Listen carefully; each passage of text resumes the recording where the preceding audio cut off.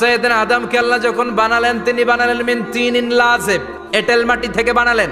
এঁটেল মাটি জমিন থেকে নিয়ে আল্লাহ রেখে দিলেন 40 বছর। আর আকাশকে বললেন, ও আকাশ, এই মাটির উপরে 40 বছর তুমি বৃষ্টি দাও। 40 বছর এঁটেল মাটির উপরে বৃষ্টি জমতে জমতে এটা হয়ে গেল হামাইম মাসনুন, কাদামাটি। কাদামাটি থেকে গেল 40 বছর। কাদামাটি থেকে আল্লাহ সাইয়েদনা আদম আলাইহিস সালামের ডাইস বানালেন। তারপরে আল্লাহ সূর্যরে বললেন, ও সূর্য, এবার আদমের কায়ার উপরে, মূর্তির উপরে তুমি 40 বছর সূর্যের আলো দাও। 40 বছর সূর্যের প্রখর ও তীর্যক তাপে আদম হয়ে গেছে এখন টোকামলে ঠন ঠন করে। এখনো রুহের ফুৎকার দেয় নাই, কিন্তু কেটে গেছে 120 বছর। এই বিশাল লম্বা সময়ে আল্লাহ বললেন, উল্লেখ করার মতো আদম কিছুই ছিল না।